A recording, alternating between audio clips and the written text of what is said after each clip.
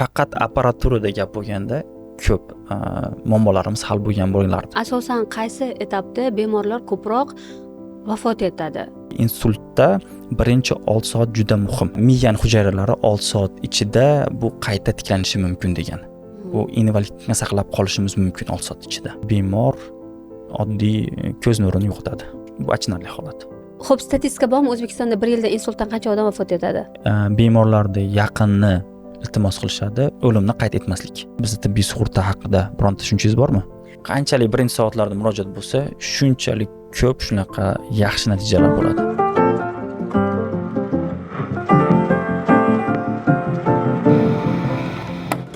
Qo'shtirnoq podkast. Muammolarga qo'shtirnoq orasidan qaraymiz. Siz o'zi boshidan, masalan, insult bilan shug'ullanadigan shifokorlar boshidan o'sha bo'yicha o'qishadimi yoki qandaydir umumiy o'qib keyin bu sohaga kirishadimi? Yo'q, O'zbekistonda birinchi umumiy o'qib, keyin sohaga. Rossiyada o'qiganim uchun faqat shu narsaga yo'naltirilgan.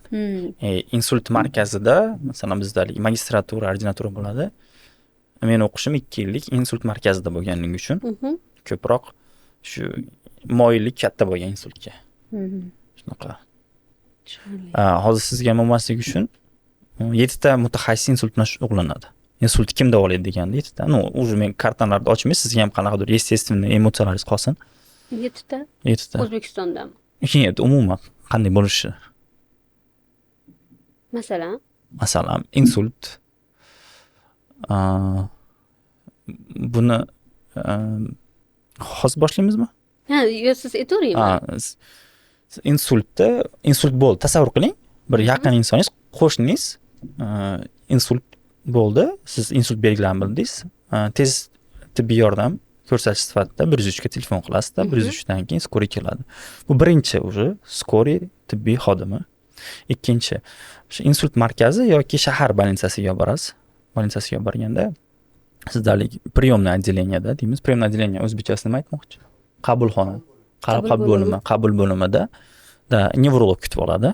Nevrolog, именно insultlar bu nevrolog. Oddiy infarktlarda bilasiz, EKG muhim bo'lgandek, bu yerda ham miyani holatini ko'rish, baholash maqsadida именно radiolog. Radiolog bu miyani MRT yoki MSKT qilinishi. Bu radiolog. Bu uchinchi уже. MSKTdan keyin baholanadi vaziyat. Qay darajada agar bu birinchi tipdagi insult bo'lsa, tomirni yopilishi bilan bog'liq ishemik. Bu qon tomirlaridan kirib, shu trombni oladigan mutaxassis bu endovaskular jarroh. O'zbekistonda angioxirurg, angiojarroh ham deyiladi. Siz angiojarroh oson bo'lsa, angiojarroh desangiz ham bo'ladi. Men tayyorgarlik ko'rayotganimda asosan bu bo'yicha ma'lumotlarni nevrologlar bergan ekanda. Da, nevrolog. Bu insult nevrologik kasallik o'zi. O'shanga aytmoqchi bo'lganim, demak, nevrologlarning hammasi bu bo'yicha anaqa qila oladimi? Qila oladi, lekin aytganimizdek meditsina ikkiga bo'lingan. Oxirgi 21-asrda isbotlangan meditsina bor. Isbotlangan tibbiyotda bu shu 7 ta ishtirok etishi kerak. Jahon standartlari bo'lgandek, masalan, bizda ham standartlar bor, kamerani qanday qo'yib ishlash, misol uchun texnik jihatdan injenerlarda bizda ham standartlar bor. Standartlarda 7 ta mutaxassis ishtirok etishi. Hamma kasallik insult davolaydi. Uni farqi yo'q. MSKTdan boshqa bo'lsa, bu уже ko'proq isbotlangan meditsinadan chiqadi-da. Buni xohlagandek siz nomlang, xohlasangiz xalq tabobati deng, xohlasangiz nevrolog shunaqa. Agar hozirda protokollar jahon standartlariga javob beraman desa, bu 7 ta bo'lishi shart. Insult bo'lgan bemor xohlagan klinikaga bora olmaydi. То есть ixtiloshgan maxsus insult markazlariga bo'lishi kerak. Endi hozir men ideallarni aytib beryapman.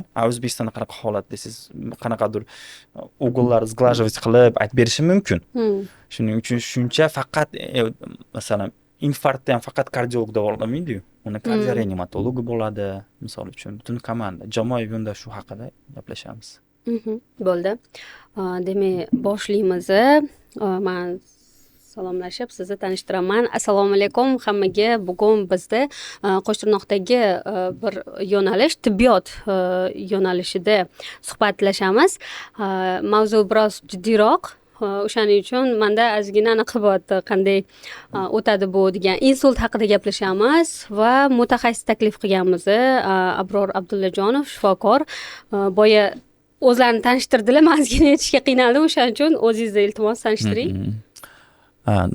Ismim Abror Abdullajonov, endovaskular jarrohman. Bu yerda angioxirurg, angiojarroh ham deyiladi. Angiojarroh bu yurak qon tomiri endovaskular yordamida davolash mutaxassisi. Bu yerda subtitrda men kengroq qilib yozib tushunarliroq bo'lishi uchun yozib qo'yaman. Xo'p, Abror aka deb murojaat qilaveraman.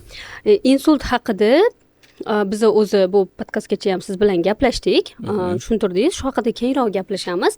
Lekin baribir mavzuga soddaroq kirishimiz kerak-da. Insult deganda ko'pchilik oxiri o'lim bilan tugaydigan kasallikni tushunadi odamlar orasida. Afsuski shunaqa. Bunga ham qanaqadir faktorlar bor. Insult o'zi nima, qanaqa kasallik va qanday paydo bo'ladi? Shu haqida ozgina tushuntirib bering. Bu insult bu miya qon aylanishining keskin buzilishi. Bu birinchi sabablari bu arteriyaning yopilishi. Bu ishemik insult deyiladi va ikkinchi turi bu arteriyaning yorilishi va miyaga qon quyilishi, bu gemorragik insult. Ikkala holatda ham miyaga qon yetishmaslik, kislorod yetishmaslik tufayli miyaning hujayralari nobud bo'ladi. Bunga sabablar juda ko'p.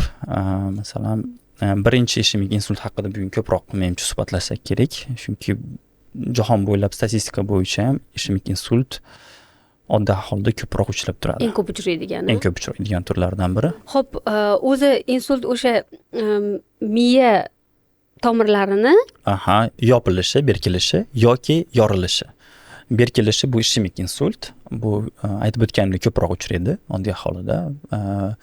Qariyb 80% tashkil etadi barcha insultlardan.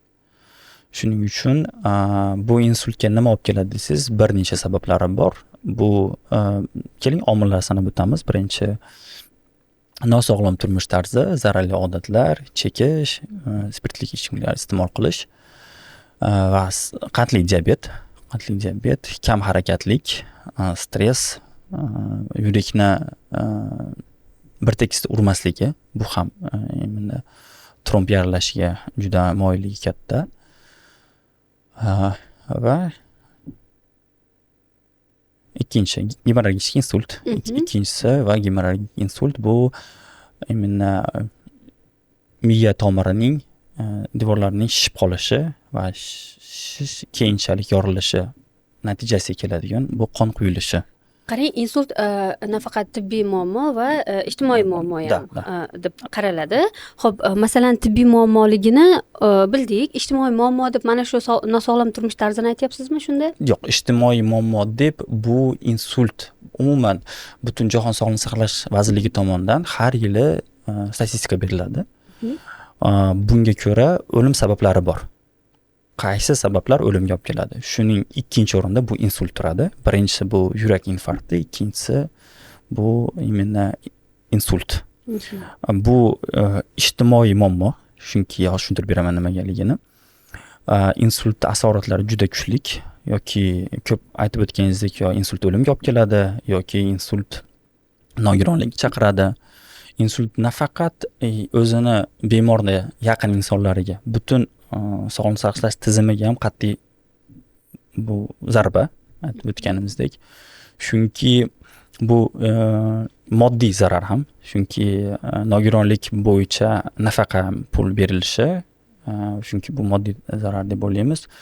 Tasavvur qiling, siz bilgan juda zo'r kasb egasi mutaxassis insult kasaliga chalandi. Bu bemorimiz katta proyekt, katta dasturlarni boshida turgan.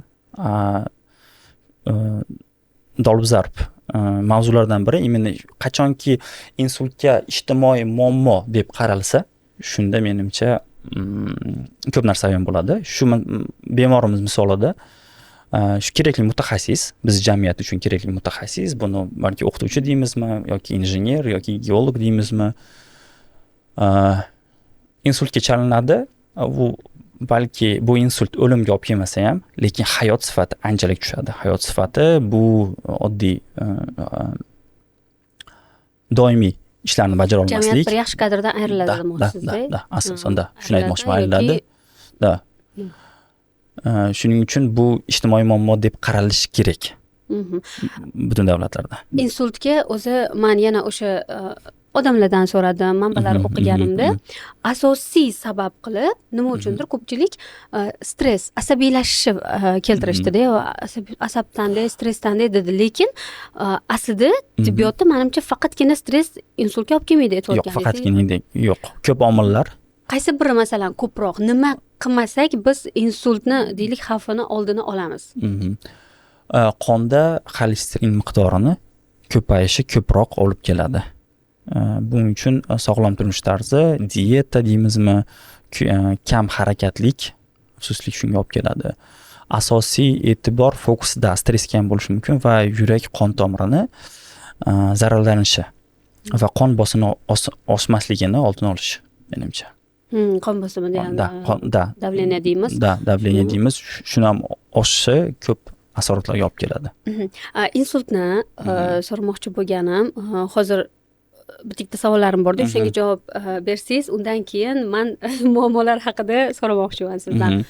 O'zbekistonda insult qanchalik keng tarqagan va boshqa mamlakatlarda qanday tarqagan va buni faktorlari va yana bitta narsani aynan aytib o'tishingizni xohlardim. Insult bizda hozir ko'paydimi, hozir kamaydimi yoki har doim bir xil tempda bo'lganmi? Shunga javob bering. Insult juda yosharib bormoqda. Insultda kimda insult bo'lish xavfi yuqoriroq desangiz, bu 55 yoshdan oshgan bemorlar statistikalar bo'yicha va O'zbekistonda qanchalik keng tarqalgan? O'zbekistonda agar 38 million qarib aholimiz, bu yerda 100 mingdan ortiq, lekin eski manbalar bo'yicha o'rtacha 95 mingta. Aniq statistika 95 mingta. Bu ko'p. Chunki 100 ming aholiga o'rtacha 300 ta. 100 mingta aholidan o'rtacha 300 ta aholi odamlar insultga chalinadi. Bu ko'p. Chunki biz unutmasligimiz kerak, o'limga olib keladigan sabablarni ikkinchi o'rinda bu insult. Har doim unutmasligimiz kerak. Va savolingiz boshqa mamlakatlarda qanaqa? Masalan, biz o'sha mana statistikada har doim taqqoslashtiriladi-yu, deylik, qo'shni mamlakatlarda bunaqa yoki deylik Yevropada bunaqa. Mana shu qanday, bizda ko'pmi, kammi ularga nisbatan? Yo'q, ko'p. Biz yashash turmush tarzimiz, bizni ovqatlanish tartibimiz, o'zbek ovqatlari, milliy taomlarimiz afsuskida ko'proq. Ekologiyachi ta'sir qilmaydimi? Yo'q, ekologiya ta'siri juda kam va qon bosimini nazorat qilmaslik. Qon bosimi shuning uchun bizda ko'proq. Va nimaga ko'proq va bilsangiz, ko'p rivojlangan mamlakatlar haqida taqqoslasak, u yerda bilsangiz birlamchi meditsinaga ko'p e'tibor qaratilgan. Masalan, oddiy misol Norvegiyada har bitta kuch faqat birlamchi meditsinaga tarqalgan ambulator. Biz masalan dispensarizatsiya deymizmi, har 3 oy, har 6 oy tekshiruvda. Hozir shifokor qon bosimi deb aytib o'tdilar. Mana aytganlarida insult yosharyapti degani, sal yoshlar ham qon bosimim chiqdi desa, bizda anaqa borda, yosh bolada nima qiladi qon bosimi deydi-ku. Unaqa deyish kerak emas. Afsuski bunga jiddiy rioya qilish kerak. Afsuski irsiy moyillik nasldan naslga o'tish. Masalan, oilada agar erta o'lim kuzatilgan bo'lsa, shunday bemorlar, shunday odamlar o'ziga ko'proq e'tibor berish kerak. Mana shunaqa savolim bor edi. Insult irsiy kasallikka kiradimi? Ha, kiradi, lekin bu insult omillari kiradi. Insult o'zi emas, omillari. Agar tasavvur qiling, bir bemorimizda ularda masalan ota tarafidan yoki ona tarafidan erta o'lim sabablari nima bo'lgan? Masalan, oldin bu narsa tekshirilmagan, qayd etilmagan bo'lishi mumkin. Lekin shu qon bosimining oshishi, masalan, bo'yin tomirlarida zararlanish, bu narsalar dispensarizatsiya davomida tasdiqlanadi. Shuning uchun birlamchi ambulator meditsinaga katta e'tibor berish kerak. Tushunarli. Hozir aytdingiz, keng tarqalgan bizda, ya'ni ko'p, oldindan ko'p bo'lganmi? Oldindan ko'p bo'lgan, oldinda hozir bu narsani qayd qilishni boshladik. Men nimaga buni oldindanmi deb so'radim. Men onkologический onkologlar bilan gaplashganimda ularga savol berdimda, atrofimda juda ko'payib ketdi. Aynan mana shu o'limdan desam, oldindan bo'lgan deyapti. Faqat oldin aytilmagan, statistikaga kiritilmagan yoki odamlar shunchaki doktorga murojaat qilmasdan ham vafot etib ketavergan. Bu hozir ko'payib ketdi emas, qaytanga deyapti. Hozir kamaydi. Chunki bosh tekshiruvlarni biz yo'lga qo'ydik va shuni hisobiga hozir kamaydi deyapti ular. O'shanga insultda ham yo'q, insultni oldini olish profilaktikasi hozir kuchaygan ko'p klinikalarda. Oldini olish hozir ko'paygan, lekin insultni o'tkir ishemik insult deymizmi, gemoragik insult deymizmi, u soni kamaymagan, afsuski. Kamaymagan. Biz afsuski solishtira olmaymiz 20 yil oldin nima bo'lganini, 20 yil oldin registrlar qayd etilmagan. Shuning uchun insultni endi birinchi belgilari haqida ayta olasizmi? Biz qanday sezamiz o'zimizda yoki boshqa odamda insult bo'layotganini va qanday deylik birinchi yordam ko'rsata olamiz ularga? O'zi insult dasturi bor ko'p davlatlarda. Insult dasturi bu xalqni ichida keng tarqatish, ya'ni propaganda bilan shug'ullanadi. Insultda belgilari bu ingliz tilida ham FAST protokoli bor. FAST boshlamchi harflardan. FAST bu yuzdagi o'zgarishlar, face so'zidan olib ikkinchi harf arm, qo'lni yoki oyoqni ishlamasligi, harakatdan buzilishi. S bu nutq, gapirolmaslik. Agar siz shu insult belgilarini bilsangiz, o'zingizni yaxshi his qilyapsizmi, nima bezovta qilyapti degan savollarga bemor aniq javob bera olmaydi. Nutq bilan bo'lgan muammolar va bu protokol agar yakuni bu vaqt, time tezroq maxsus markazlarga murojaat qilish. Agar yaqinlaringizda sezib qolgan bo'lsangiz, tezroq shoshilinch tibbiy yordam chaqirish. Bu biz o'zimizni tez yordamga masalan telefon qilib aytsak, u yerdagi mutaxassislar bu haqida endi bu ularni yerga urishmas, shunchaki bilmadim. Ular bu haqida aniq qiladimi? Mana kecha aytishyapti, yurak anaqasi bo'yicha bezovta bo'lsa, sizlar tez yordamga telefon qilib aynan EKG'si bor tez yordam so'ranglar deyapti-da. Insultda ham qanaqadir narsa so'ra olamizmi? Tez yordam chaqirib olamiz. Bu yo'q, insultda baribir yoki neyro brigada kelolmaydi. Shuninglar kerak. Faqat bu insult bu chaqiruv, u imенно shoshilinch chaqiruv darajalari bor. O'zim oldin medbrat lavozimida ishlaganman. Shuning uchun bu darajalari bor. Bu siz chaqirgan, insultga chaqirgan tez tibbiy yordam darajasi juda yuqori bo'ladi. Shunda ular brigada biladi, hozir bizni qanday bemor kutyapti. Bu belgilardan o'zi bilinadi, miyani qon aylanishining keskin buzilishi, bu hozir insult ketyapmiz deb. Shuning uchun asosiy e'tiborda aytilishi kerak. Nutqda belgilar, bir tomonni yaxshi ishlamasligi yoki falajlik deymiz, ishdan chiqishi. Shu narsaga ko'proq e'tibor qilish kerak. Chaqirayotganda, tez tibbiy yordam bilan gaplashayotganda. Maxsus tushunishimiz kerak, EKG infarktda EKG'si bor mashina spesialniyda, maxsus mashina kelishi mumkin, lekin hozircha O'zbekistonda ko'p rivojlangan davlatlarda maxsus masalan insultda biz infarktda EKG qilamiz, insultda masalan kompyuter tomografiya qilamiz, tomografiyasi bor mashina yo'q O'zbekistonda. Boshqa davlatlarda bormi? Boshqa davlatlarda bor. 2006-yil Germaniyada bu narsaga asos solishgan.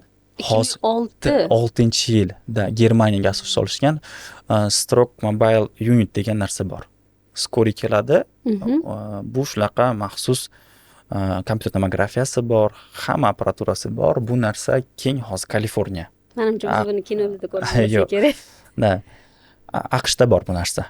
Hozir agar shunaqa belgilari bo'lsa, hattoki shu narsaga ozgina chalinish bo'lsa, albatta bu maxsus mashina keladi. Bizda jarayon qanaqa bo'ladi? Men tez yordam chaqirdik. Brigada keladi deyapsiz, biladi. Maxsus, men shoshilinch shahar больницалariga marshrutsiya haqida gaplashsak, marshrutsiya maxsus bu narsa avval uyda qanday tez tibbiy agar qon bosimi baland bo'lsa qon bosimi tushiriladi.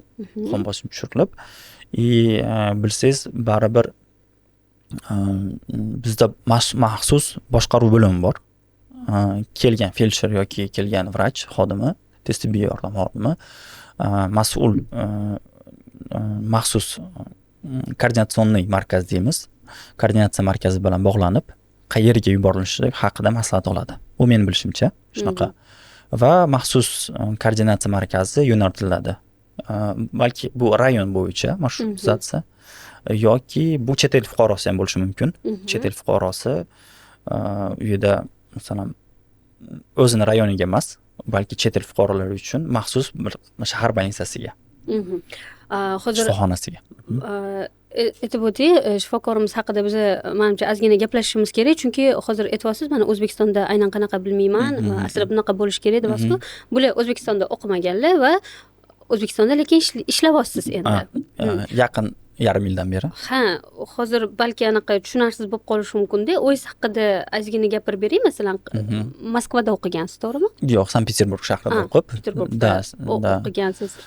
Almazov ilmiy yurak qon tomir markazida o'qiganman va ish faoliyatimni Moskva shahridagi, meni Zhukovskiy nomidagi shahar insult va infarkt markazida ish faoliyatimni boshlab va o'tgan yili kuzda O'zbekistonga qaytganman.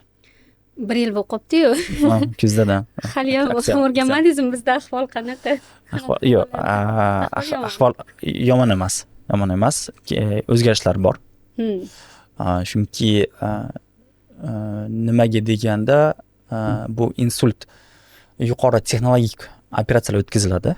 Chunki oldin biz student bo'lib yurgan paytimizda, masalan 2014-yil, 2 yil bu narsalarni ko'rib so'raganimizda, masalan neyroxirurg, angioxirurglardan so'ragan savol berganimizda, O'zbekistonda bunday yuqori texnologik apparatura yoki shu narsa uskunalar yo'q deyilgan. Shuning uchun 2021-yilda adashmasam, bir nechta firmalarni tashabbusi bilan bu narsalar O'zbekistonda rasman ro'yxatdan o'tkazilgan. Xo'p, O'zbekistonda ahvol yomon emas deyapsiz. Mana nima uchun insultni davolaydigan kadrlar va insultni davolaydigan deylik shifoxonalar yetishmaydi. O'zi tibbiyotimizda ko'p narsa yetishmaydi, lekin insult haqida gapirishimiz yetishmaydi. Aytib o'tganimdek, bu narsani yechimi oddiy. Qachonki insultga nafaqat tibbiy muammo emas, balki bu ijtimoiy muammo deb qaralsa, shunda menimcha katta reformalar, katta o'zgarishlar bo'ladi. Siz o'zingiz qanaqa qaraysiz? Hozir bizda masalan yetarlimi? Insult? Yo'q, yetarli emas. Yetarli emas. Oddiy keling, masalan, O'zbekistonda emas, biz keling birondan bir lokal tushunchaga ega bo'lish uchun, tomoshabinlarga tushunarli bo'lish uchun bitta shahar olamiz. Masalan, Toshkent shahrida qariyb rasman 4 million aholi bor. Rasman emas 5 milliongacha bo'lishi mumkin. Demak, undan ko'p. Undan ko'p. Nechta insult markazi bo'lishi kerak? Toshkent shahriga, faqat Toshkent uchun o'rtacha 4,5 million aholi uchun. Boya agar 100 mingga qancha dedingiz? Bilmadim, matematikam juda yomon. Yo'q, butun men 38 million aholiga aytgandim. 100 mingdan ortiq. Afsusdan. Manbalar eski, lekin yangi manbalar bo'yicha shunaqa 100 mingdan ortiq. 3 ta kerakdir 5 million aholiga. Biz tushunishimiz kerak, har bir 250 mingta aholiga 20 ta yoki 25 ta ko'ykalik insult markazi kerak. Insult markazining darajalari bo'ladi, lekin boshlanishiga u degani har bir hudud, har bir rayonga bitta insult markazi bo'lib qolyapti, lekin boshlanishida bu yerda juda vaqt oltin darcha degan tushuncha bor. Bu narsani keyin tushuntirib o'taman oddiy so'zlar bilan. Marshrutsiyaga kelsak, masalan, bir Yunusoboddan Chilonzorga insultni olib borish bu mantiqiy noto'g'ri, logistik jihatdan. Nimaga deganda, chunki insultda masalan o'zi insultga chalingan bemor agar bitta o'zi yashasa yoki yaqinlari insult skoriy chaqirsa, tez tibbiy yordam o'zi kech chaqiriladi. Shunda vaqt yo'qotmaslik kerak, chunki insultda birinchi 6 soat juda muhim. Birinchi 6 soat uchun nimaga birinchi 6 soat muhim deb o'ylaysiz? O'lib qolsa kerak-da. Da miyaga da kislorod yetishmovchiligi. Shuning uchun Ya'ni bemor 6 soat chidab bera oladi. miyani hujayralari 6 soat ichida bu qayta tiklanishi mumkin degan. Bu invalidlikni saqlab qolishimiz mumkin 6 soat ichida. 6 soatdan keyin 6 soatdan keyin saqlab qolishimiz mumkin 24 soatlar ichida. Hozir standartlarimiz kengayib boryapti. Lekin baribir oltin darcha deb imенно 6 soat deyiladi. Bu narsaga ko'p tadqiqotlar o'tkazilgan. Bu narsa Germaniya, Amerikada bo'lgan. Birinchi hayvonlarda o'tkazilgan. Hayvonlarda miyasini, tomirini boylab qo'yishgan. Boylab qo'yganda kuzatishgan, vaqtga qarashgan. Qanchalik miya tez o'ladi. Qarashganda 6 soat shu yerdan kelib chiqqan. Bechora hayvonlar. Afsuski-da odamzod uchun. Hozir shunda siz aytyapsiz 4 million 5 million odamga nechta kerak shunda aytmadingiz. Men 3 ta dedim, bu juda ham noto'g'ri. Sizga algoritm aytdim, lekin kamida 4 ta kerak. Hozir Toshkentda insult markazlari. U degani bu yerda qayerdan masalan siz tushunishingiz kerak. Masalan 4 ta yana yangi markaz quriladimi? Yo'q. Shoshilinch shahar больницalarini insult markaziga aylantirsa, shunda menimcha optimal bo'ladi. 3 ta deb yaqinroq kelgan ekan o'zi. Xo'p, 4 ta. Yo'q, bu kamida boshlanishiga, chunki aytib o'tganimdek, juda katta masofa bosib o'tmaslik kerak. Bizda bormi hozir? Bor. Bizda hozir ko'p, yo'q, masalan, logistik jihatdan ko'p shahar больницалari insult bilan chalingan bemorlarni qabul qiladi. Lekin hammasi ham insultni standartlar bo'yicha davolamaydi. Shu narsani tushunib yetishimiz kerak. Ya'ni jahon standartlariga mos aytib o'tganimizdek, sizga savol, insultni kim davolaydi? Men aytdim o'sha nevrolog deb. Nevrolog.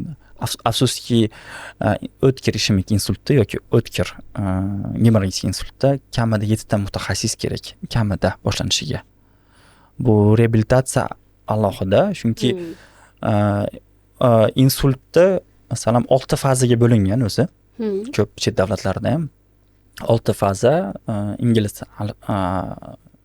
alfabetidan olingan, A dan boshlab F gacha. Birinchi 5 tasi bu statsionar va oxirgisi bu ambulator. Shuning uchun agar insultga chalingan bemorlarni aytib o'tganimdek, hamma mutaxassis shu logistikadan o'tishi, nevrologda roli, nevropatolog deymizmi, buni roli juda katta ahamiyatga ega, chunki nevrolog bu yerda lider sifatida ham bo'lishi mumkin. Boshqaruv 7 ta mutaxassis kerak deb olsangiz, masalan, qaysi etapida hozir endi bilamiz ahvolni. 7 ta mutaxassis kutib olmaydi hech qaysi insultdan bor. Yo'q, ketma-ketlik. Algoritm bor. Mana o'sha tez yordamga murojaat qilayotgan 300 ming odamni hammasi ham o'ta og'ir ahvolda bo'lmaydi, to'g'rimi? Ya'ni yangi boshlang'ich darajalarda bo'lishi mumkin. Qaysi etapda siz aytgan o'sha 7 ta mutaxassisga muhtojligi bo'ladi bemorni? Bu qabulxona bo'limida. Birinchisi bu shoshilinch tibbiy yordam xodimi, ikkinchisi qabulxona bo'limidagi nevropatolog va neuroradiolog. Biz mana bilsangiz miyani siz aytib o'tganingizdek, mana hammasi ham og'ir ahvolda emas, kimdir boshlanishida. Bu narsani faqat biz kompyuter tomografiya orqali tasdiqlaymiz. Kompyuter tomografiyada ko'p nevropatologlar bu narsani o'zlari tahlil qila olmaydi. Shuning uchun sizga maxsus radiolog yordami kerak bo'ladi.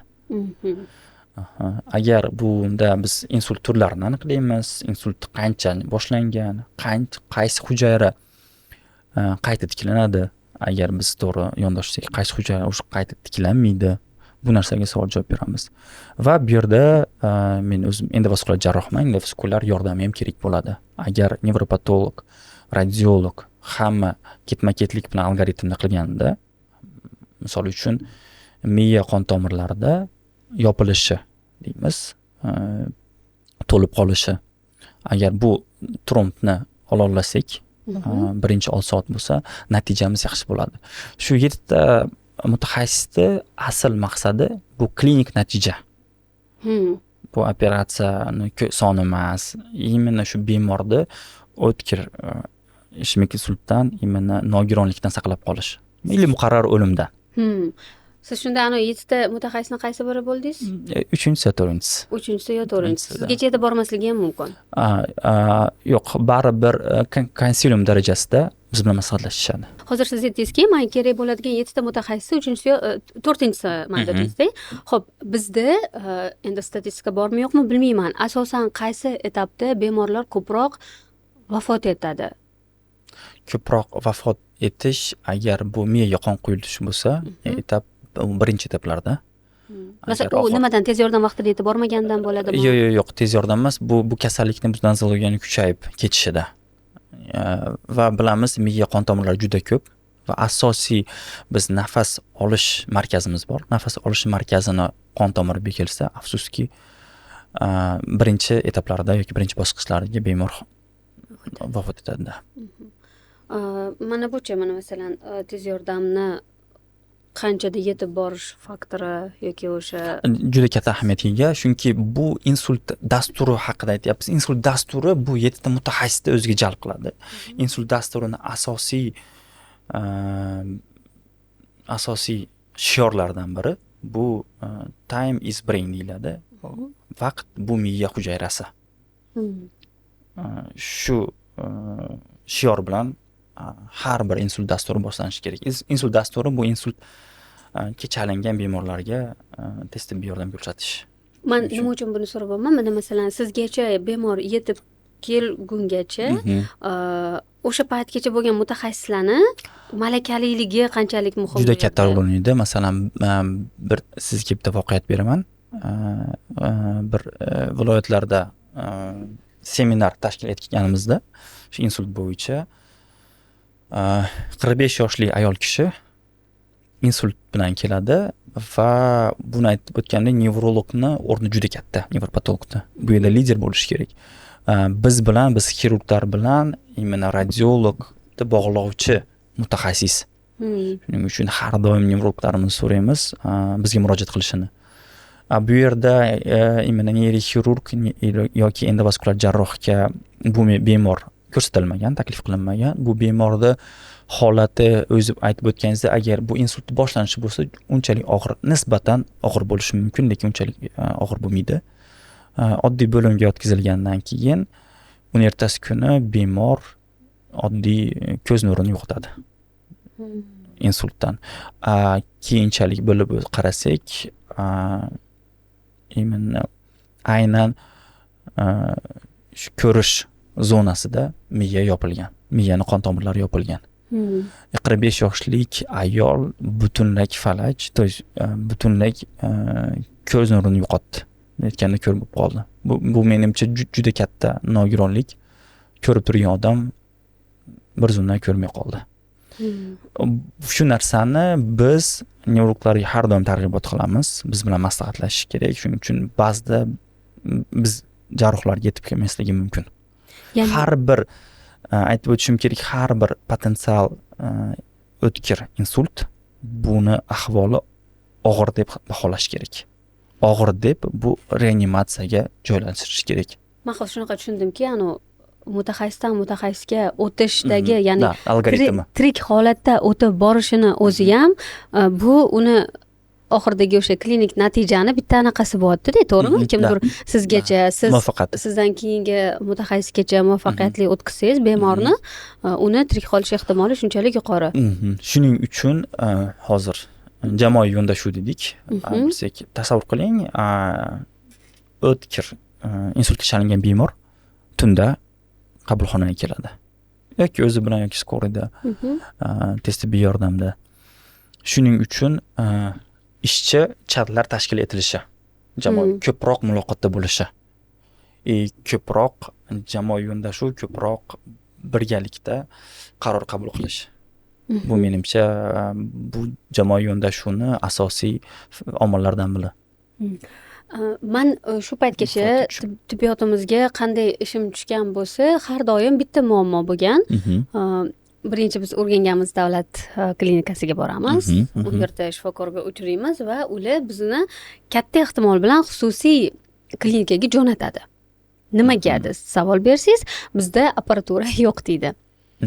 Shuning uchun ham logistika jihatdan agar birinchi tez tibbiy yordam aytgan bo'lsam maxsus koordinatsion sentr bor. Insultga chalingan bemorlar u yerda masalan tomografiya maxsus apparati yo'q. Shahar больницалariga borishi juda noto'g'ri. Tasavvur qiling, bitta shahar больницasi bu insultga yordam berish layoqatligi yo'q. Maxsus apparat, maxsus nevrolog. Nima uchun? Shu logistika marshrutizatsiyani bu narsani to'g'rilash kerak.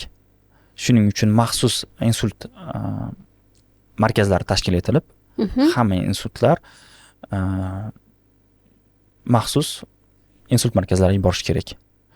Bu yerda birinchi kelgan tez tibbiy yordam o'rni juda katta. Hozir vaziyat qanday mana masalan? Yo'q.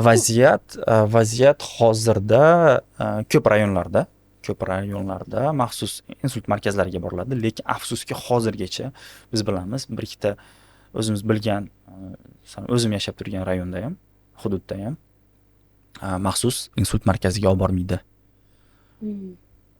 Bu achinarli holat.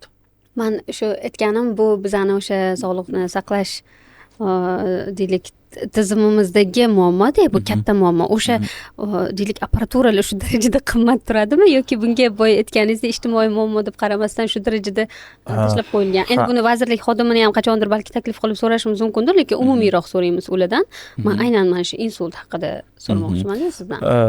Yo'q, insultda ishlatiladigan texnologiyalar afsuski qimmat bo'lishi mumkin, lekin bu narsani aytib o'tganimdek sarmoya boshqa narsalar o'zingiz o'ylang nimaga ijtimoiy muammo deyapmiz. Insultga chalingan nogiron odam hech qachon davlatga soliq olib kelmaydi. U nafaqat yaqin bir insoni ishdan qoladi. Bu oila uchun katta stress, qanaqadir doimiy parvarishga muhtoj. Doimiy parvarish kim? Bizda asosan yaqin inson. U odam ishdan qoladi. Shuning uchun bu narsa ijtimoiy muammo bo'lsa, bu apparatura deymizmi yoki vosokotexnik qanaqadir asbob uskunalarmi? Siz xirurgsiz. Darvoqda. Asosiy operatsiyalaringiz masalan xususiy klinikada bo'ladimi yoki davlat? Asosan xususiy klinikada. Endi qarang, agar davlat klinikalarida ham qachondir xususiy klinikadaqa sharoit bo'lsa, bu yerda hali narx masalasiga alohida kelaman. So'ramoqchiman-da, xususiy klinika bilan davlat klinikasidagi narxlar o'zgaradimi? Ya'ni davlat klinikasida arzonroq bo'ladimi? Mana shunaqa sharoit bo'lsa apparaturalar. Yo'q, davlat klinikalarida ham hozir o'tkir ishemik insultga yordam berish nimalari boshlangan. O'sha kamida bittasida. Narxiga kelsak, bari narx siyosatini buni bilsangiz har bir klinika, xususiy klinika o'zi belgilaydi. Qancha ko'p odamlar insultda yordam berishni boshlasa, menimcha narx ham pasayishi kerak. Men nimaga buni so'radim? Chunki men aynan aytmayman, kechagina shu ishimiz tushdi. Xususiy bilan davlat klinikasidagi narx orasidagi tafovut katta emas-da. Albatta. Bunga men e'tibor bermadim. Bu yerda navbat kutib qolgan yonimdagi odam asabiylashib, undan ko'ra xususiyga borganim yaxshi edi deb gapirib qoldi-da, ozgina muammo qildi.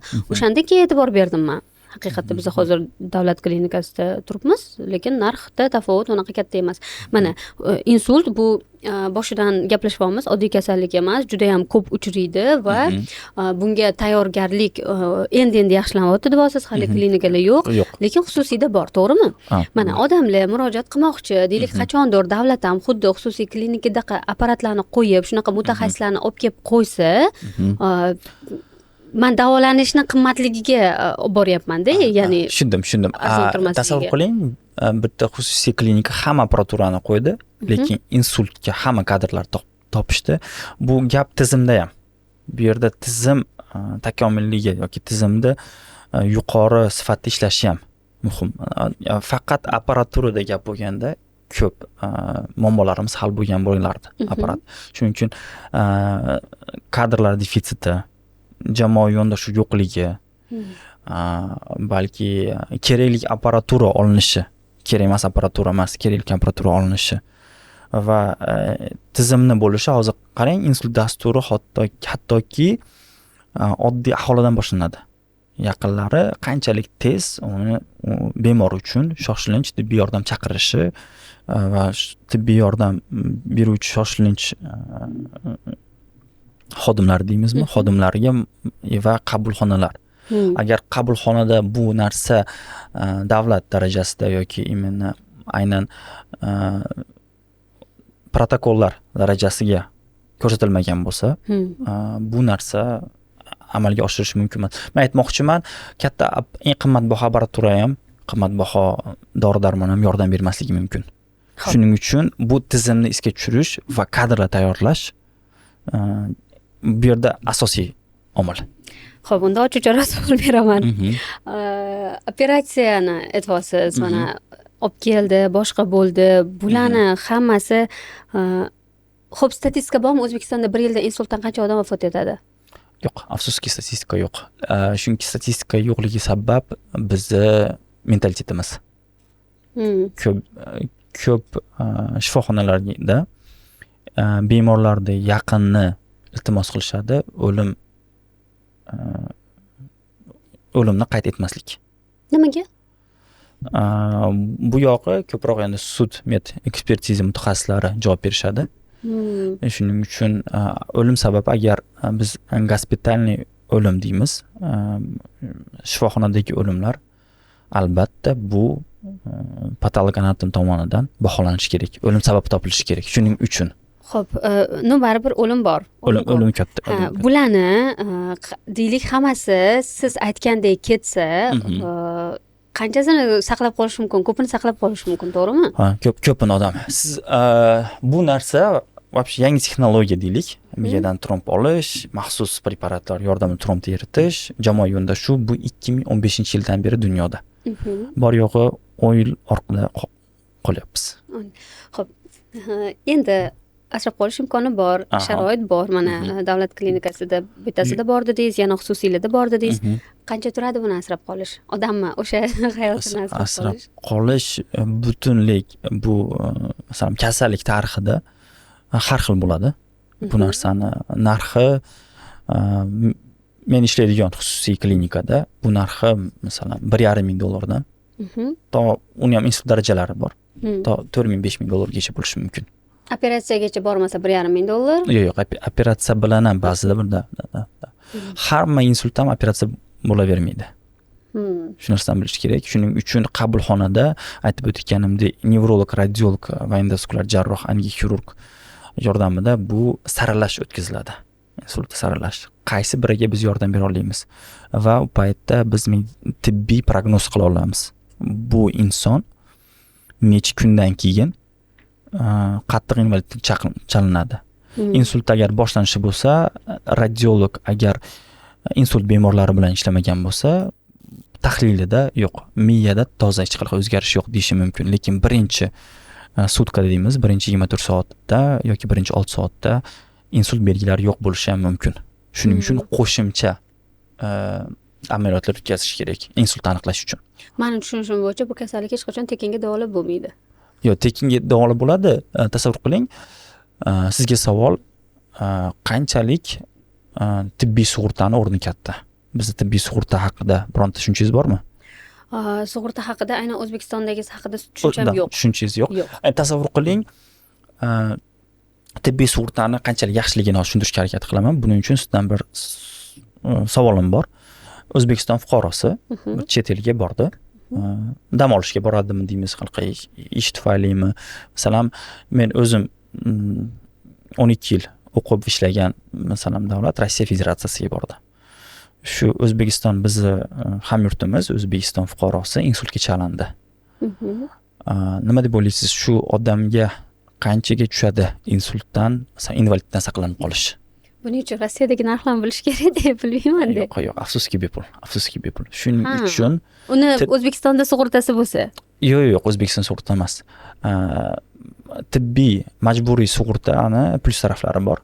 Bilsangiz, O'zbekiston O'rta Osiyoda eng turist ko'p jalb qiladigan mamlakatdan keladi. Markaziy Osiyoda eng ko'p keladigan joy. Qo'shni davlatlarimizdan ancha og'irlab ketganmiz. Shuning uchun tasavvur qiling, bizga kim biladi statistika, bir yilda qancha trafik, qancha turistlar keladi. yoshi ko'p, masalan, insult xavfi yuqori bo'lgan turistlar ham keladi, to'g'rimi? Agar ular insult chalinsa qanday davolaymiz? Nima qilamiz? Shuning uchun buni anaqasi? yo'q, buni yechimi bo'ladi qachonki majburiy tibbiy sug'urta bo'lsa. Haligi boya aytib o'tgandek savolimga o'zim javob beraman. Agar bizni yurtdoshimiz chet el davlatlariga borsa, Rossiya Federatsiyasi misolida insult bo'ldi. Agar bu insult bu shoshilinch holat hisoblanadi.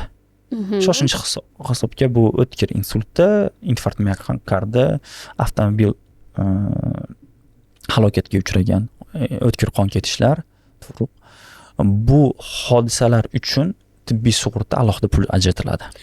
Bu nasl nasabi, fuqaroligi, rangi, yoshi umuman muhim emas.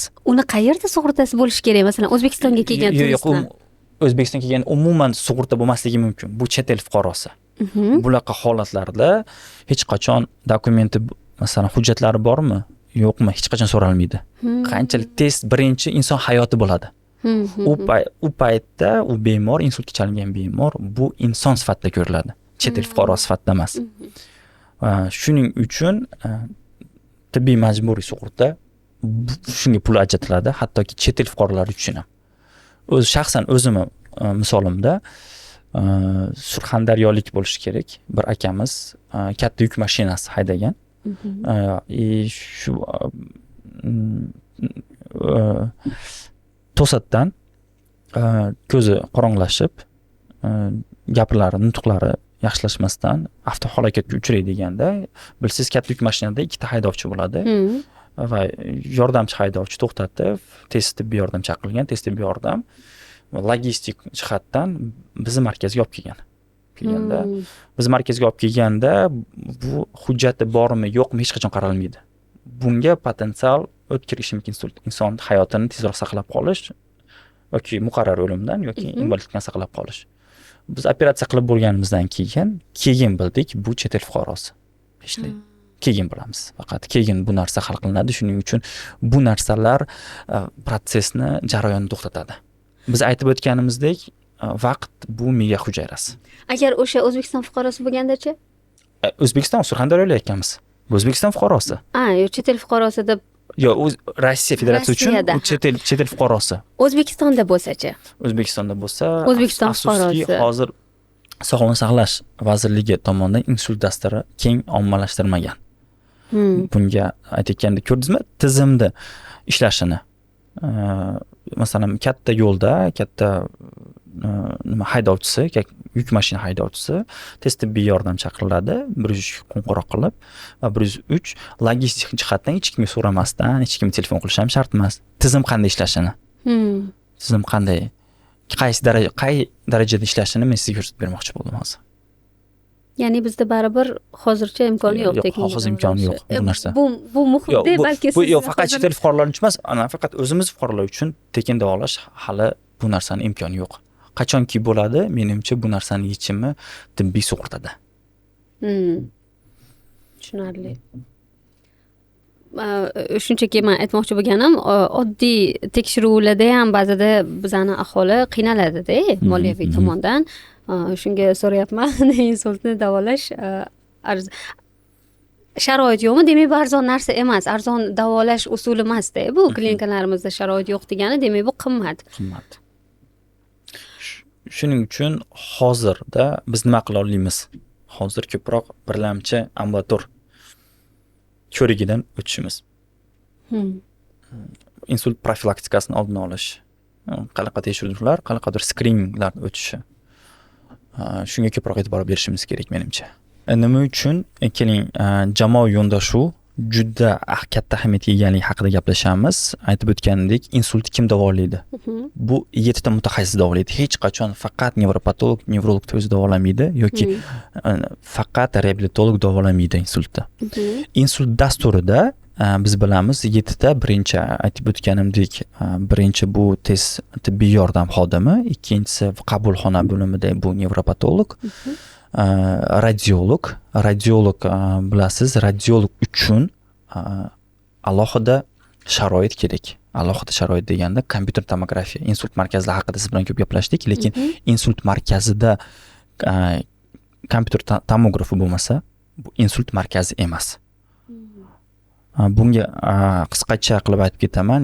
Yevropa insult hamjamiyati tomonidan hozircha kriteriya qo'yilgan. Bu 3 ta insult markazi bo'lish uchun nimalar kerak? Birinchi bu jamoa, ikkinchi kompyuter tomograf va maxsus trombni suyultiradigan bu trombolitik. Va keyingi radiologdan keyin bu meni sohamdagi hamkasblarim, bu endovaskular jarroh yoki angioxirurglar. 4. Biz uchun ham sharoit kerak. Biz uchun sharoit bu nima qanaqa deganda bu maxsus rentgen kateter laboratoriyasi. Bilsiz, infarktni qanday davolashni bilasiz? O'tkir infarktni. Qo'lidan yoki oyog'idan stent qo'yishi. Yo'q. Siz maxsus kateter rentgen laboratoriyalarida o'tkaziladi. Bu uchun ham katta sarmoya sarflash kerak. Ha, kecha biroz xabarim bo'ldi. Sarmoya sarflash kerak, bu narsa xabaringiz bo'ldi. Apparat taqish masalasida tushuntirishdi, narxlarni aytishdi. O'shanda menda birozgina tasavvurlarda Bu bo'ldi. oddiy operatsionniy bo'lim emas, maxsus kateter laboratoriyasi, bu ham katta apparatura. Va mendan keyin, bu men 4-chi bo'lsak, 5-chi mutaxassis bu imенно reanimatolog. Reanimatsiya operatsiyadan keyin yoki operatsiya bo'lmaydigan holatlar ham bo'ladi insultlarda. Reanimatsiya bo'limida qat'iy nazorat ostida bo'ladigan bemorlarda nazorat qiluvchi mutaxassis bu imенно reanimatolog. Keyingisi bu aytib o'tganimizdek keyingi bosqichga o'tamiz. Keyingi bosqich bu reabilitatsiya.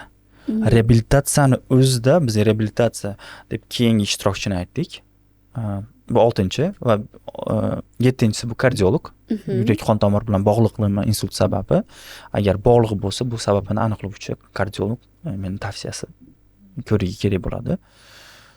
Reabilitatsiya bu menimcha alohida keng mavzu.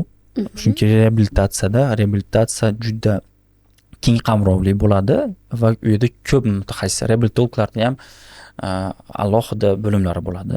Bilsangiz, agar nutq bilan bog'liq bu logoped yoki qo'l yoki oyoq harakatiga keltiradigan bu fizioterapevt deymiz. Shuning uchun har bir organda o'zini reabilitolog bo'ladi. O'shanda bemor u yerda deylik operatsiyadan keyin yoki o'sha davolanishdan keyin to'liq tiklanishi kuzatiladi. To'liq tiklanishi hammasi kuzatiladi va shuning uchun ko'p insult dasturi bor mamlakatlarda invalidlik soni juda kam. Insult dasturi deyapsiz-ku, mana jamoaviy ishlash, insult dasturi bu bo'yicha bizda nimadirlar qilinayotgani haqida sizda xabaringiz bormi? Endi kuzda kelgan odam ekansiz, baribir hozirda deyarli hech narsa qilinmayapti. Hozirda. Insult dasturi. Xususiyda ham chunki ko'p viloyatlarga borganmiz. Ko'p viloyatlarda insult dasturini keng propaganda qilish bilan bizning jamoa bilan borganimizda ko'p mutaxassislarimizda ishonch yo'q bu narsaga. Nima qilamiz? Bu insult bizga nima uchun tomograf kerak? Bu insult davomi yo'q-ku baribir. Afsuski shunaqa. Mutaxassislarda ishonch bo'lish uchun aytayapmiz, hamma shu 7 ta mutaxassis klinik natija uchun kurashadi. Klinik natija qachon bo'ladi? Qachonki har bir mutaxassisda, har bir insult dasturi mutaxassisda kerakli sharoitlar bo'lsa, shunda bo'ladi. Tushunarli. Bizni tibbiyotimizdagi mana shu insultga davolash qaysidir mamlakat bilan raqobatlasha oladimi? Bizni ahvol juda ham og'ir emas degandek bo'ldingiz-ku. Ahvolda, lekin hozir raqobatlasha olish menimcha yo'q. Chunki qo'shni davlatlar bilan olganimizda Qozog'iston bu narsani 2016-yil yanvar oyida joriy qilgan. Qo'shni davlatlarimiz, yana bir qo'shnimiz Qirg'iziston mamlakatida 22-may shu yilda 2025-yilda bu narsa joriy qilindi. Menimcha Qirg'iziston bilan raqobatlasha olamiz. Faqatgina bu narsani biz bu yil joriy qilsak. hali joriy qilinmagan. Undan chiqarli. Xo'p, insult shu paytgacha shu haqida ham ayting, qanday davolanib kelinardi va bu masalada ham o'zgarishlar bo'ldimi? Deylik, zamonaviy nimalardir kirib keldimi yoki qandaydir narsalar eskirdimi, keraksiz bo'lib chiqdimi? Bizda bilamiz, anaqa farmatsevtika sohamiz ideal emas. Qanchadir muammolar bor bu yerda, dori bilan juda ham ko'p muammolar bor. Haligacha bor bu, qancha yillar davomida gapirilsa hamda. Insultda bunday ahvol qanaqa? Masalan, eskicha yondashuvlar chiqib ketib, yangilari kirib, shunaqa narsalar bormi? Umuman butun dunyoda bu yangicha yondashuv 2015-yil paydo bo'ldi. 2015 bu narsa isbotlangan meditsinada isbotlandi. 2015-yildan beri ko'p rivojlangan davlatlar bu insult dasturiga o'tildi. Lekin ko'p davlatlar shu eski dori-darmon bilan dorlash an'anaviy meditsinada qolib ketgan. An'anaviy meditsinani shunisi yomonki, hech narsa bilan tasdiqlanmagan. Mendagi bor manbalarga ko'ra, hozirda masalan prezidentimiz tomonidan protokollarni qayta ko'rib chiqish buyurilgan. Bu narsani menimcha Sog'liqni saqlash vazirligi bu narsa bilan juda qattiq shug'ullanyapti. Shu narsalar, masalan aytib o'tgandek, bu narsa zamonaviy yondashuv yangi texnologiya bilan o'zi 2015-yilda tasdiqlandi butun jahonda. Shuning uchun bizda bu an'anaviy meditsina bor hozirgacha. Shuning uchun hozirgi 2025-yil bilan va eski protokollarda juda keskin farq qilinadi. An'anaviy meditsina bu hech narsa bilan isbotlanmagan, hech qanaqa tadqiqot bilan. Nima bilan davolashadi unda? O'zi empirik yo'l bilan. Men shu yerda qanaqadir kitob o'qiganman. Shuning uchun har doim bizda inglizchasi guidelines deymiz, klinik protokollar bo'lishi kerak. Masalan, butun jahon Sog'liqni saqlash vazirligi tomonidan, Yevropa assotsiatsiyasi, misol uchun O'rta Osiyo assotsiatsiyasi tomonidan har yili standart beriladi. Qaysidir nazologiya kasalliklar uchun har 5 yilda bir standartlar, jahon standartlariga to'g'ri kelmaydigan yondashuv bu an'anaviy meditsina. Buni ichiga masalan deylik, dori, giyoh shunaqa narsalar bilan bu balki yo'q, kirib ketishi ham mumkin. Shuning uchun hozir bu tarafga o'tib ketib qolyapmiz, menimcha. An'anaviy meditsina deganda hammasi isbotlanmagan narsalar haqida. Nimaligidan qat'iy nazar. Bu narsa meditsinada isbotlanmagan. Masalan, insult aytyapsiz, vitamin C insultni davolaydi deb siz davolayapsiz. Bu an'anaviy meditsina. Aslida endi zamonaviy meditsinada qanaqa? Isbotlangan tibbiyotda bu insultda bilsangiz spetsifik terapiya bo'ladi. Bu tromboliz va mexanik trombektomiya deyiladi. Bu isbotlangan meditsinada yangi texnologiyalar yordamida miyadan tromb olish yoki gemorragik insultda miyadan qon to'xtatilish. Hech qanaqa dori bu yerda o'z samarasini ko'rsatmagan. Shuning uchun bu jahon protokoliga hech qanaqa dori kiritilmagan. Biz boya kadrlar yetishmovchiligi haqida gaplashdik, etdik. Bu kadrlar yetishmovchiligi juda ham ko'p sohalarda borligi va aynan o'sha insult, siz aytdingizki, faqat nevrologni o'zi insultni davolay olmaydi. 7ta etapda ham etdingiz. Xo'p, kadrlar yetishmovchiligi borligini bilamiz. Nima qilish kerakki kadrlar, siz mana masalan Moskvada o'qib kelgansiz-da. Nima uchun-da? Savol bo'ladi hozir har qanday odamda. Bizda o'qitish yaxshi emasmi, yo bizda tizim yo'qmi, yo bizda bu ishlar qilinyaptimi, kadrlar yetarli bo'lishi uchun nima qilish kerak? Bunga to'liqroq javob berishga harakat qilaman. Mendagi ma'lumotlarga ko'ra 2017-yilgacha maxsus aytib o'tgandek, endovaskular jarroh uchun angiograf kerak, maxsus kateterli laboratoriya deymiz. O'zbekiston bo'ylab adashmasam bu 15 ta yoki 17 ta bo'lgan. Shu 15 ta 17 ta uchun maxsus kadrlar yetarli bo'lgan. Hozirda bu narsa, bu 17 tadan maxsus angiograflar soni O'zbekiston bo'yicha 50 ta. 50 ta. Va ularda 13 tasi har xil viloyatlarga tez shoshilinch ilmiy markazi tomonidan o'rnatilgan hammasi. Hozirda bu kadrlar tayyorlash, o'z o'ylaganingizdek 17 tada kadrlar unchalik ko'p kerak emas edi. Hozir 50 ta bo'ldi, qariyb 3 barobar ko'paydi. Kadrlar defitsiti keskin bilinib qoldi. Shuning uchun kadrlar tayyorlash jarayoni boshlangan. Bu narsadan biz chetda qolmaslik uchun biz o'zimizni jamoani tashkil qilganmiz. Aytib o'tganimdek, viloyatlarga boramiz. Siz kim? Biz bu pulfikrlilar har bir sentrdan, har bir neyroxirurg deymizmi, bizda 7 spetsialistda 7 mutaxassisda har biri bor. Shuning uchun mahalliy mutaxassislarni bilimini va salohiyatini oshirish maqsadida biz shunday jamoa tuzdikki, har bir jamoa mentor rolini o'ylaydi. Shuning uchun bu jamoa biz shunaqa Instructim Uz deb nomladik. G'oya muallifi o'zimman. G'oya muallifi shunaqa. Qachon Bu narsa asos solinganiga ko'p bo'lmadi, 2 oycha. Shuning uchun har oyning oxirida biz seminarlar tashkil etamiz bepul. Bu narsani ommalashtirish maqsadida biz har doim e'lonlar beriladi. Biz hozirda masalan Instructim nomidan gapiraman. Instructim Uz yaqinda masalan bilsangiz qo'shni davlat bu Qozog'iston. Qozog'istonda Qozog'istonni imенно insult markazlari bo'yicha keng hamkorlik qilmoqchimiz. U degani mahalliy mutaxassislarimizni u yerga yuborish. Instructim nomidan. Shuning uchun kadrlar tayyorlash jarayonida o'z hissamizni hozirda qo'shyapmiz deb erkin ayta olaman. Xo'p, bular siz hozir buni o'zingizlar, ya'ni jamoatchilik asosida tashkil qilgansizlar-da. Hukumat tomonidan nimalar qilinyapti, buni bilasizmi? Yo'q, hozircha men xabarim yo'q. Hozircha. Xo'p.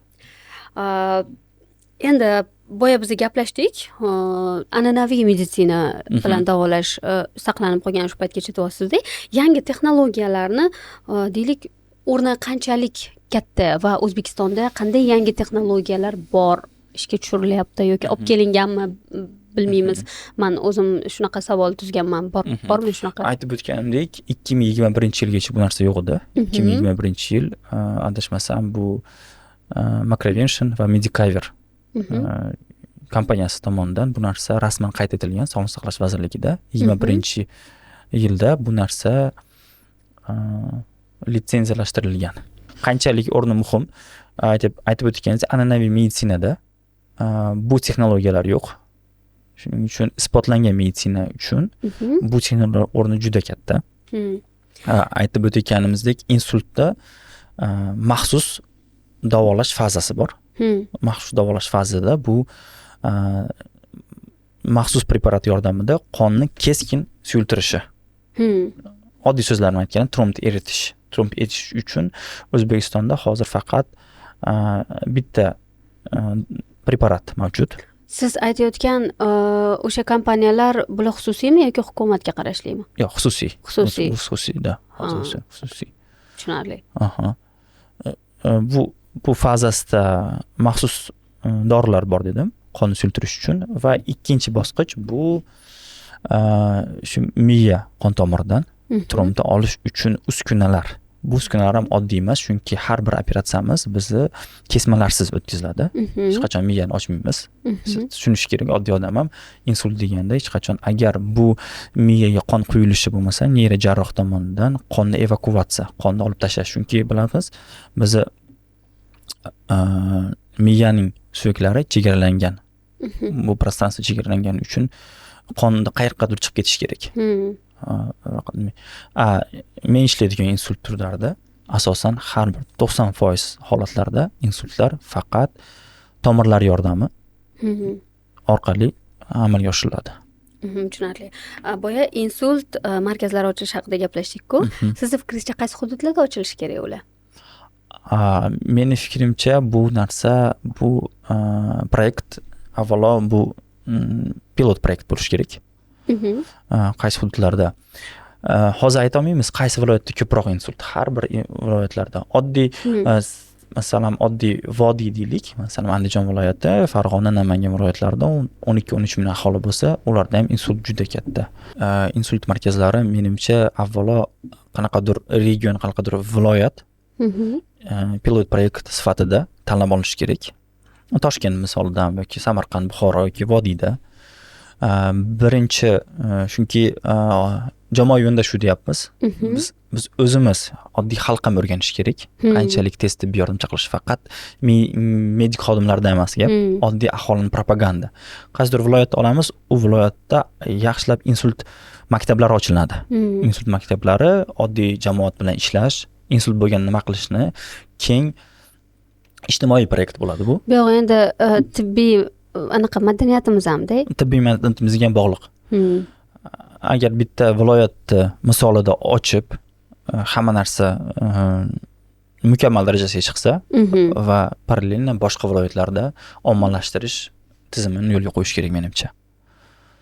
Masalan, deylik, Toshkentda boya kamida 4 ta dedingiz. Yo'q, kamida agar masalan oddiy qo'shni davlat Qozog'istonda aholisi 22 million, adashmasam, 83 ta insulin sentr bor.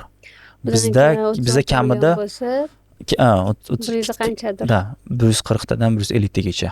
Hozir nechta? Hozir biz ayta olmaymiz aniq sonini, chunki bizda insult dasturi yo'q. Agar insult dasturi bo'lsa, insult shunday ayta olamiz. Xulosa shu bo'ladiki, bu bo'yicha juda ko'p ishlar qilinish kerak. Juda ko'p, juda katta ish. Shu bu narsada oddiy aholi ham katta rol o'ynaydi. Siz boya o'zingizni mualliflik loyihangizni aytdingizda, demak, tushunishim bo'yicha butun jahon qandaydir jamoatchilik dasturlari bor, to'g'rimi? Bekorga bu g'oya sizga kelmagan, bekorga bunaqa qilmayapsizlar. Qanaqa butun jahon jamoatchilik dasturlari bormi bu bo'yicha? Bor. Masalan, Yevropa insult assotsiatsiyasi bor. Bular juda keng ishlashadi hamma bilan. U Yevropa insult assotsiatsiyasi sizni mamlakatingizga kelib, insult bo'yicha qanaqadir xayriya proyektlar o'tkazish uchun siz Yevropada yashash shart emas. Balki O'zbekiston, balki Qirg'iziston va bilamiz juda xayriya proyekti bor. Xayriya proyekti bu Angel Initiative deb nomlangan. Hozirda 98 ta mamlakatda o'z faoliyatini olib boradi. Bu degani kadrlar tayyorlashda yordam beradi. Protokollar, standart tuzish yordam beradi. Hattoki medikamentlar, aparaturada ham katta yordam berish mumkin. Va bilamiz, nimaga men Qirg'iziston qo'shni davlatni eslab o'tdim. Qaysi davlatlar bilan biz taqqoslasha olamizda, raqobatlasha olamiz degan savolingizga. Qirg'izistonda nimaga bu narsa tezlashib ketdi? Chunki bu butun jahon tan olgan assotsiatsiyani ular keng kutib olishdi va yordamiga muhtojligini aytishdi. Tushunarli. Bu narsa ham katta rol o'ynaydi, mening fikrimcha. Shuning uchun hozirda aytib o'tganimizdek hamfikrlar biz jamoamiz bu narsa biz hozirda yuridik statusga ega emasmiz hozircha, lekin yaqin kelajakda yuridik statusga ega bo'lib shunday butun jahon assotsiatsiyalar bilan hamkorlik qilish. Chunki bilaman 2021-yil Qirg'izistondagi hamkasblarimiz Germaniya, Ukraina mamlakatlarida bepul o'qishlarga borishgan. Tushunarli. Mani savollarim deyarli tugabyapti va siz deylik boshqa mamlakatda o'qib kelgan mutaxassis sifatida shu sohada ancha yildan beri ishlayapsiz sifatida. 5 yil. Endi bu sohaga 5 yil. Anchadan beri 5 yil. Ancha, unda men 2-3 yil deb o'yladim. Endi bu sohaga kirib kelayotgan deylik mutaxassisligi nima maslahat bergan bo'lardingiz? Deylik O'zbekistonda ahvol shifokorlarimiz uchun ham juda yaxshi emasda. Biz shifokorlardan har doim noliymiz, ular ham bekorga emas. Biz nima berayotgan bo'lsa, o'shani anaqa qilishyapti, ular ham qaytarishyapti. Nima maslahat bergan bo'lardingiz mutaxassislarga? Umuman mutaxassislarga, nafaqat insult bilan ishlaydigan-da, faqat insult bilan ishlamaydigan mutaxassislarga, yosh mutaxassislarga maslahatim bu birinchi 2 yil g'oyaviy ishlash. G'oyaviy ishlash deganda faqat ertamandan kechgacha больницада qo'yish emas. G'oyaviy ishlash deganda asosan men kimdir qanaqadir proyektlar bo'ladi, kimdir qanaqadir bemorlarga yordam, hech bo'lmaganda bitta bemorda hayotini saqlab qolish yoki qanaqadir o'limga olib keladigan kasalni oldini olish. Shuning uchun g'oyaviy ishlash g'oyasini menimcha yosh mutaxassislar tushunsa juda yaxshi bo'ladi va insult bilan ishlaydigan mutaxassislarga maslahatim bu har doim isbotlangan meditsinada muhimda har doim isbotlangan meditsina bilan qo'llanma olishi va kundalik hayotida hech bo'lmaganda bitta insultni nogironlikdan saqlab qolish. Ha. Man kecha bir ko'rib qoldim, insultni zudlik bilan davolash degan video bor ekan. Bu an'anaviy hamma narsada, masalan, aytib o'tganimizdek, oddiy preparatlar deymizmi? Oddiy aytayotganingizdek, mana xalq tabobatimi? Bu fanda isbotlanmagan. Shuning uchun nomi ham isbotlangan meditsina emasdan. Bu bo'yicha o'zi bir suhbat qilishim kerak. Xalq tabobatiga murojaat qilib qanchadan qancha ahvolini battar og'irlashtirayotgan bemorlar haqida juda ko'p eshitaman-da. Bir qilishim kerak. Xo'p, mutaxassisligi maslahat berdingiz. Insonligi, bemorligi yoki hali bemor bo'lib ulgurmagan deb bizga qanaqa maslahat berardingiz insult? Ko'proq bu narsa endi jamoaviy ish. Ko'proq men xohlardimki O'zbekistonda insult maktablari ochilishi. Masalan, oddiy insultga chalingan bemorlar ham kim tomonidan reabilitatsiya o'tadi? Hech kim tomonidan reabilitatsiya o'tilmaydi. Yaqinlar tomonidan uy sharoitida qarab parvarishlanadi. Men xohlardimki har bir inson insult belgilarini bilishini, insult belgilarini va qanday bu narsaga ta'sir o'tkazatish va insultni reabilitatsiyasi uy sharoitida bo'lmasligini tushunib yetishdi. Ha. Uy sharoitida bo'lmaydi. Bu narsa bo'lmaydi, ha, afsuski. Oddiy kundalik maslahatlarcha, masalan, sog'lom sport, sog'lom turmush tarzi, albatta, zararli odatlardan voz kechilishi va qon bosimini har doim nazorat qilishi. Va milliy ovqatlarimiz qanchalik mazali bo'lmasin, hamma narsani me'yorini bilish. Shunaqa. Bu bizning eng nozik tomonimiz. Meni ham juda nozik tomonim. Dieta deymizda, bitta milliy ovqat ko'rib qolsak, vazga olmaymiz undan. Shuning uchun agar insult maktablari ochilsa, odamlar ko'proq insult haqida ma'lumotga ega bo'ladi. Ko'proq biz birgalikda aytib o'tgandek 7 ta mutaxassisdan tashqari oddiy xalqimiz bu menimcha 8-mutaxassis deb olsak ham bo'ladi. Qarang, suhbatimiz tugatyapti-da, men tugatganda bitta narsa so'ramoqchiman. Boya aytdingiz, jamiyatga qanchalik foydasi haqida-da, yana ijtimoiy muammo sifatida qarashimiz kerak deb. Keyin yana insult yosharyapti dedingiz. Demak, bo'lsa kerak. Mana yoshimdagi yoki bir anaqa bemorlar ham-da. Bo'lgan. Bemorlarni tuzatayotganingizda, deylik, bemorlar yoningizga kelib tuzalganda qanaqa bo'ladi? O'sha anaqadan kes gapirib bering. Bu his tuyg'uni men hozir aytib bera olmasam kerak. Chunki men bilasizmi, mana xohlardim, agar podkastimiz yakuniga kelayotgan bo'lsa, har bir bizning fuqaromiz, har bir oddiy inson insult belgilarini ko'rishi bilan tez tibbiy yordamga murojaat qilishini. Chunki qanchalik tez murojaat bo'lsa, shuncha klinik natija ham shuncha yaxshi bo'ladi. Doktorlarga ishonishinglarni xohlardim, deyaptilar. Albatta. Chunki ko'proq ishonch bo'ladi. Chunki bizning klinik natijamiz qanchalik tezroq murojaat qilishga bog'liq. Yaqinda aytib beraman, bir hodisa bo'ldi. 71-yilgi bemorimiz yakshanba kuni, yakshanba bilasiz, hammayda ish kuni emas. Ayollari o'zi hamshiralik uchun insult belgilari bo'lgan. Shu joyda tez tibbiy yordam telefon qilgan, ular menga aloqaga chiqishgan va shu jamoa yondashu vaqtida radiolog ko'rgan, vaqtida nevrolog va vaqtida biz trombni olib tashlash amaliyotini tavsiya qilganmiz. Tasavvur qiling, sizga shunaqa bemor olib kelishyapti-da, bir tomon umuman ishlamaydi, nutq buzilgan, gapira olmaydi. Shu joy hotida kesmalarsiz oyoq tomiridan kirib, tromblarni maxsus uskunalar yordamida olib tashladik. Shu operatsiya mobaynida biz operatsiyalarimiz 90% bilamiz местный anestetika yordamida o'tkaziladi. Bu местный anesteziya deyiladi. Shu zahotiyoq nutqi o'ziga kelib, qo'l oyoq ishlab ketdi. Menimcha qancha vaqt ichida bu olib kelishganiga, menimcha operatsiya boshlanishiga menimcha 20 yoki 30 daqiqa bo'ldi. Insult boshlanishiga 2 soat bo'lgandi. Qanchalik birinchi soatlarda murojaat bo'lsa, shunchalik ko'p shunaqa yaxshi natijalar bo'ladi. Nima his qildingiz o'sha paytda?